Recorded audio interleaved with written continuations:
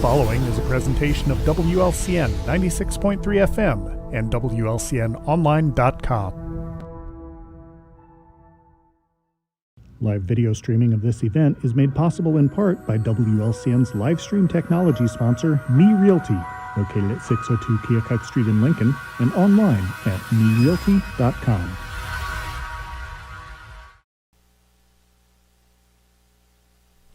It is 4 p.m., 4:02 actually, time for the 4 p.m. 411 here on WLCN 96.3 FM.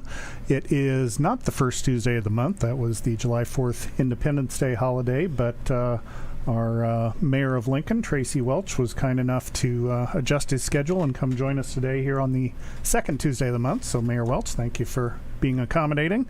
Yep. And I remember a few months ago on one of these shows we were talking about we were coming out of winter and into summer, and you mentioned how winter was sort of the paperwork and organizing type of period, and then once summer gets here, a lot of the outdoor projects and things that need to be upgraded or repaired or whatever it might be, kind of the wheels get rolling on that. That's certainly been the case here as of late, it appears, just kind of eyeballing around town. Yeah, there's a lot going on. We put out our road targets and we're getting ready to do road resurfacing, but there's a lot of things to be done in the city. There's always sewer projects going on, alley and road repairs, tree trimming. We try to do some beautification efforts. So we have crews that are, out watering plants and making downtown, the rest of the community look nice. And, I think also police and fire are busy because weather gets nicer. People like to get outside, do things, and so things come alive when the weather's nice. Yeah. And when the weather's not so nice, things still come to life, unfortunately, as we were talking about before going on the air with the storms that rolled through. It sounded like, or at least from the appearance of everything, it looked like, as far as logistics and in terms of recovering after the storm swept through a week or so ago, however many days, that things went as well as they could have, it seemed like. Is that accurate? Yeah, I think so. I'm fortunate enough to be able to listen to the dispatch as part of my role, and I could tell immediately when the storms came through, first responders, they were on the scene where they needed to be to address the things that were going on, which was everywhere in town there was damage. Right. They also ran into some communication problems that stemmed from our partnerships with other areas, but quickly adapted, found ways around it to be able to talk with each other and get things done. And so yeah, the storms definitely caught us, I wouldn't say by surprise. We knew they were coming. We just didn't realize it was going to come in that fashion. Right, yeah. Turned out to be a lot more severe than I thought it was going to be, but it looks like, in that situation, all hands on deck, not just the first responders, but I saw that the landfill had extended hours to help with folks who were had debris to get rid of, and as we were talking about, had a host of folks in from Ameren that were trying to restore power and just generally make things safe again for the townsfolk. Yeah, that was one of the first calls I made the following day, was to Mr. Landers to say, hey, look, a lot of tree limbs and stuff down. I know we've got standard hours, but can we do what we need to do to open it up? And, Walt's always accommodating, and he said absolutely. So we did open that up through the end of last week, and hopefully that helped residents. But, there's still a lot of branches and stuff down, so if you still have those, people can put those on the side of the road. Streets and Alleys is still going through, picking that up, taking it to the landfill as well. Okay.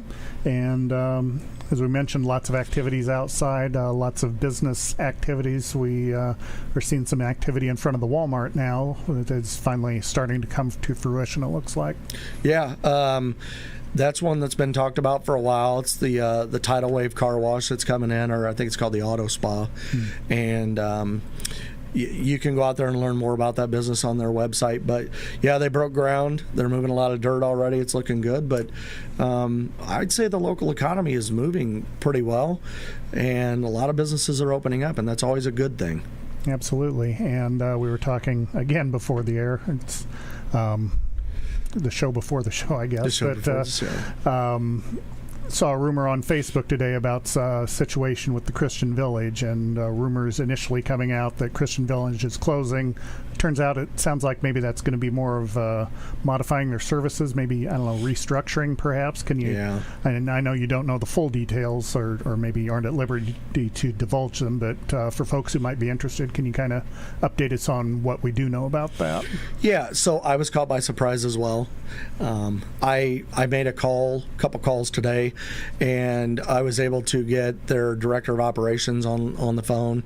Her and I had a great conversation about, why did you do this? What's your plan now? What does that mean to residents? What's that mean to employees? What's that mean for you as a service in our community? And I think you kind of nailed it. It's what we can say, right now, and I'll give more details tonight at City Council. I want the council members to be aware of this as well.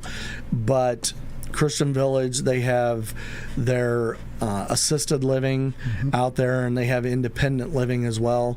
I've been assured those operations are not going to be impacted. They will still be there. They're talking more about their nursing home care type operations. And so without getting into the weeds about what they explained, this is what the transition that they need to go through as a business so that they can continue to operate in Lincoln. And what that means is that going to have some displaced employees, it sounds like, but they're working to put some of those employees in their sister facilities, and then they've already petitioned the state. They're going to bring back some different roles and skills and offerings to the community. So hopefully it's not a long-term transition, but they have to work with the state and things take time. Sure. The other part was, we have to be conscious about the residents out there and the patients. Absolutely, sure. And so I've been assured that they've already started working with families on them to assess their needs and then find them a good fit at one of their sister facilities or other solutions so that, they continue to get the care that they need. Sounds transitionary, optimistic that when it comes back, it'll be more services they provide. So we'll just have to share details as we get them. And I've been assured that they'll keep that line open with me and continue to share that out. Very good. So once again, our guest is Mayor Tracy Welch from Lincoln. If you have questions, 217-648-5510, the number to call, or you can send us an email to 4pm411 at WLCNonline.com.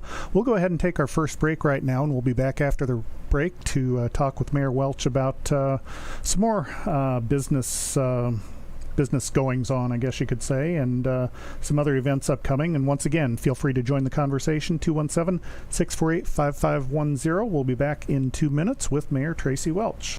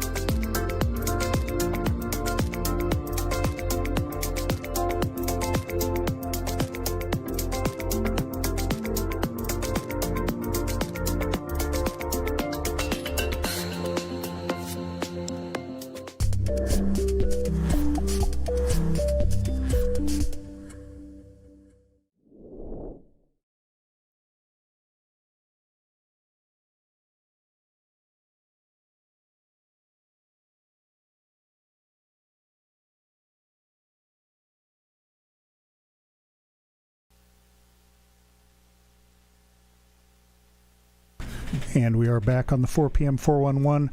Our guest today, Mayor Tracy Welch, Mayor of Lincoln. 217-648-5510, the number to call if you have questions of Mayor Welch or maybe some comments, something some services you aren't sure about in related to the storm that went through, or just anything that might be on your mind. We were talking before the break about the social media rumor. I guess it originated on social media anyway, about the Christian Village. We were talking before the show again that there's some news not too far on the horizon that another large employer in Lincoln, there may be some movement in regard to that entity. Can you kind of tell us what you can tell us about that? I'll give you the 15 to 20 second spiel. The good news is that several of us attended a meeting at Lincoln College with some people that are involved in bringing Lincoln College back and getting it back up off its feet. I can't share a lot of details on it. A press release will be coming out probably in early September about that. But the positive news is that Lincoln College will reopen. It's going to have a different feel to it for sure. But I think once all of the information and details are shared, that people will see this as a huge positive thing for the community. Okay. A lot of positivity. So, like you said, I know you can't share a lot of details, but is there anything like a targeted date for opening, or when the college reopens, will it be full-blown residence halls, academic programs, athletics, or a scaled-back version, or are those details that we will find out in the future? I think it's probably better if I just say it's going to have a different dynamic to it than a traditional higher learning institution. It will not be exactly like Lincoln College was. But I want them to put out the press release so that everybody gets it at the same time, and and they talk about the details because they know what's going on more than we do. Right. But everything that we've seen, very excited about, and I can't wait for it to happen. Okay. And you said that those details would maybe come out about September, did you say? I'd say early September is what they're shooting for. Okay, very good. And of course, I went through our laundry list of businesses we seem to be mentioning, if not monthly, at least every other month. We talked about the car wash breaking ground. I forgot to ask you, is there any news on the prompt care, the walk-in clinic, or is it just moving forward, the one across from Walgreens? Yeah, the urgent care is moving right along. Urgent care. I mean, they've got the brick facade up, and things appear to be moving at a good pace. Okay. Anything? I mean, we went through the laundry list: the Taco Bell, Burger King, marijuana dispensary. We talked about Christian Village.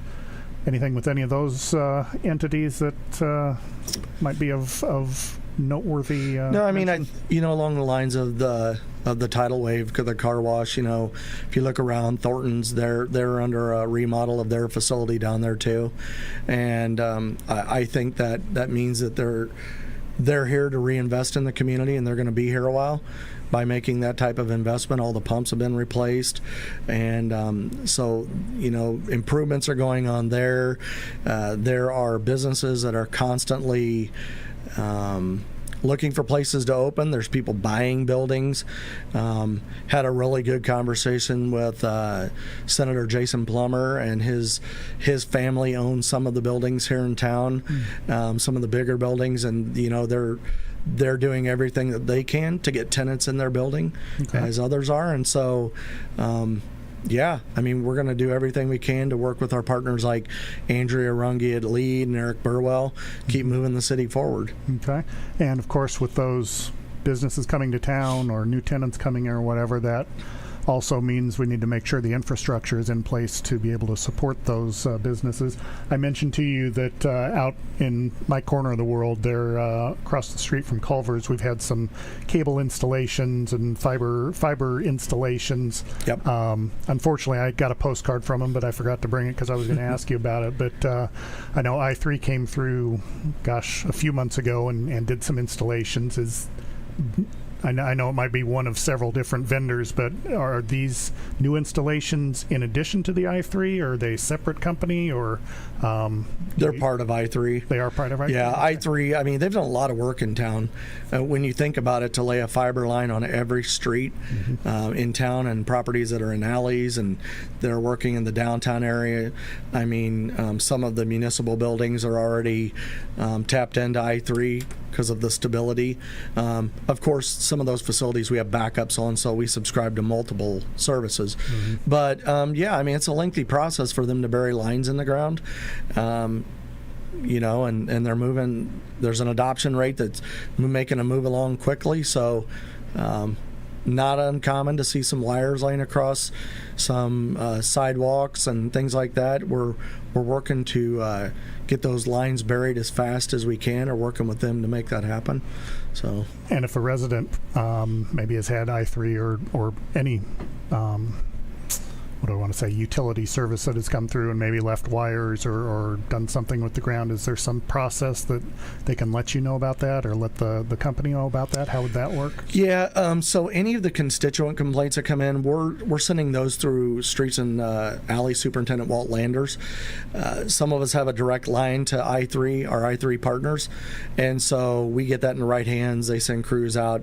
They'll gather up that wiring or put safety strips down.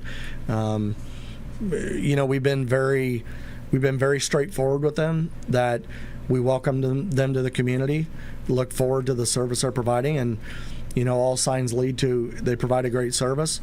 But also the wires, they need to be buried, they need to be done in a safe manner. And so, you know, we're working with them, and there's other fiber partners coming along, and we're going to have the same conversations with them too. Okay. Speaking or staying on the topic of infrastructure, in addition to the fiber optics, we were talking about burying cables and how that might impact some of the roadways, and I know road repairs in general are an upcoming topic that you'll be sort of dealing with, I guess, in your official capacity. Yep. We've talked about it before, but maybe for those who weren't listening, could you maybe kind of go over that process as far as how decisions are made in terms of which roads get repaired and Sure. how that process works? Yeah, so the city invested in a program a few years back, and it involves people on the ground doing assessments of the conditions of road and the materials, and then we enter that into the system so that we can track it, because good data drives good results. And then when time comes around each year, Mr. Lander sits down and he puts together what we call the road targets. And it used to be that we did the targets throughout the community. We wanted to make sure that every ward was getting equal upgrades, and so now we find the roads that are in need in each of the 4 wards, and then Mr. Landers brings us those road targets. The council then has a discussion on it, and sometimes adjustments are made, other times they go based on his recommendation, and then we get engineers, we get estimates, we implement the project, and our roads get done. So, I mean, I summarized a very lengthy process there, Right. but yeah, I was going to say that's how it works. Probably moves a little bit slower than what you summarized. Just a little bit. So, it's just about 20 after now, so we'll go ahead and take our final break of the day. Once again, our guest is Mayor Tracy Welch from Lincoln. 217-648-5510, the number to call, or you can email us any questions or comments, 4pm411 at WLCNonline.com. We will be back in 2 minutes with more from Mayor Welch.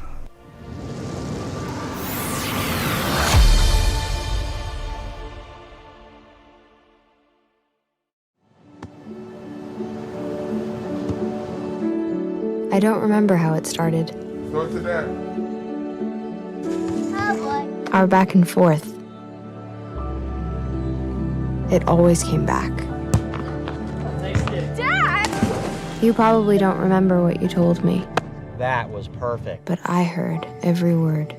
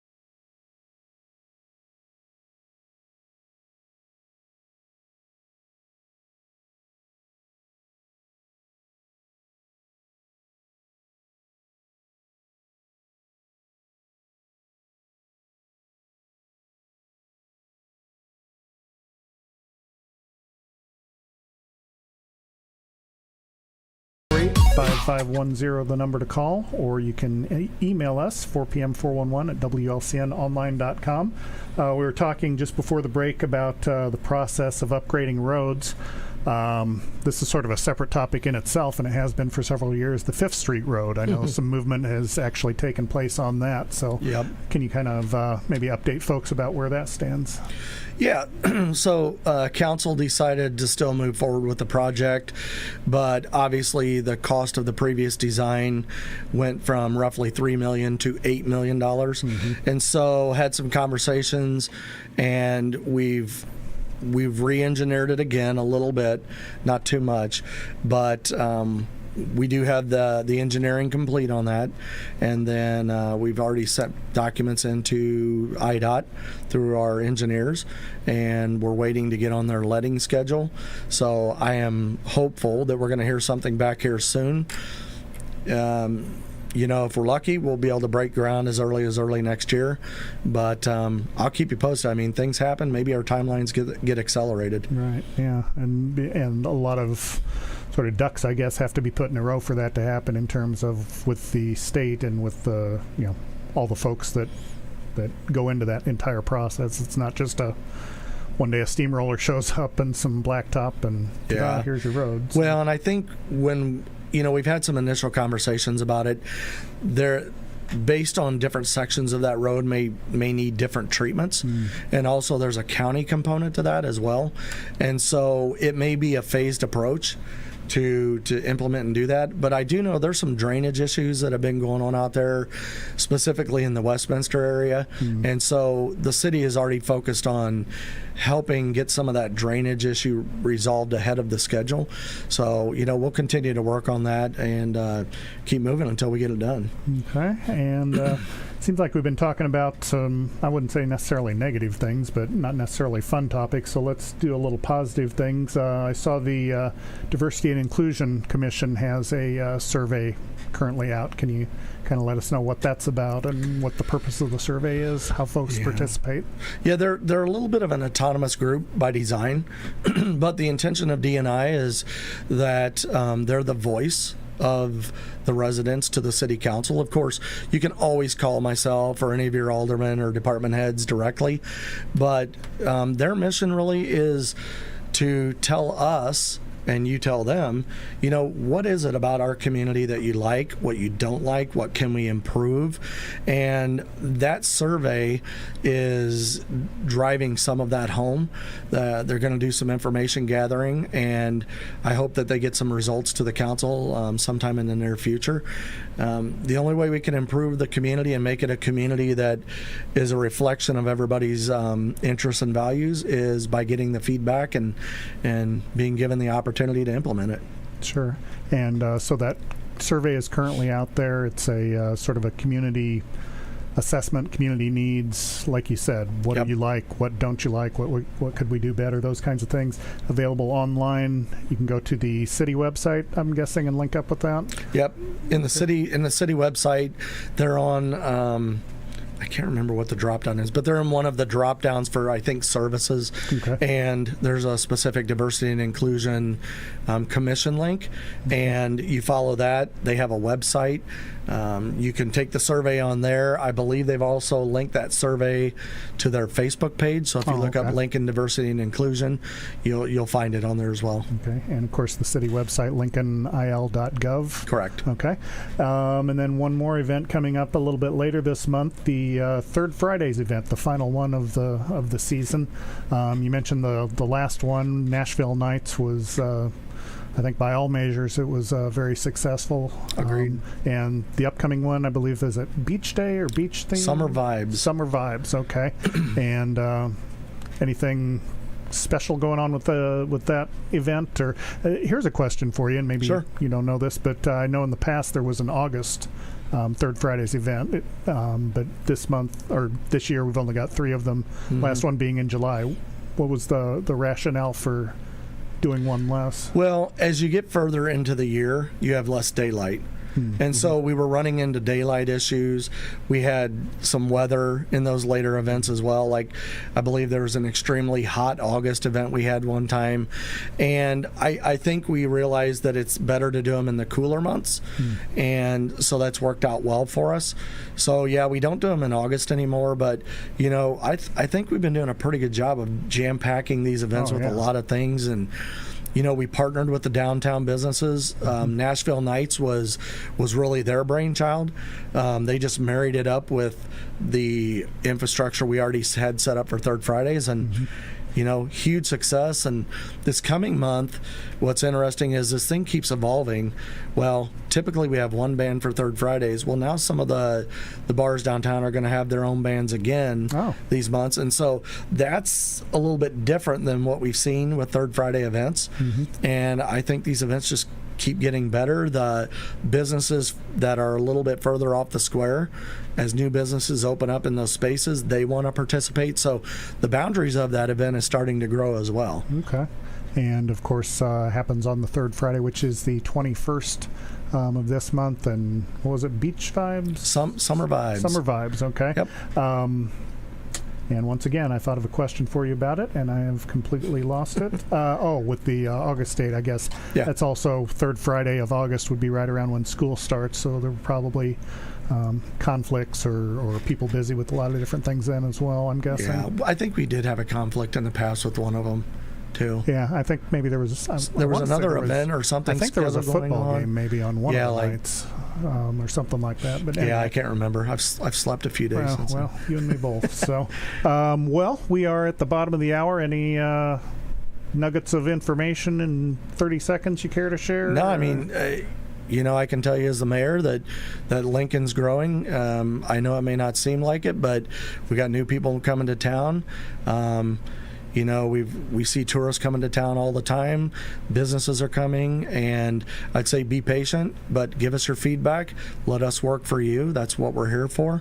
And if you have any questions, LincolnIL.gov is the city website, and then tourism's is destinationlogancountyil.com. Okay, very good. So thank you to Mayor Tracy Welch for being with us. We will speak with him again, looks like August 1st will be the first Tuesday of the month. So if you have questions and didn't give us a call today, you can tune in August 1st and let us know your questions. But for now, I'm Loyd Kirby, Marketing Manager of WLCN. Once again, thanks to Tracy Welch, Mayor of Lincoln, for joining us. My pleasure. And we will talk to you again next week. Well, I will. Mayor Welch won't, but someone will be here next week. The following is a presentation of WLCN 96.3 FM and WLCNonline.com. Live video streaming of this event is made possible in part by WLCN's live stream technology sponsor, Me Realty, located at 602 Keokuk Street in Lincoln, and online at merealty.com.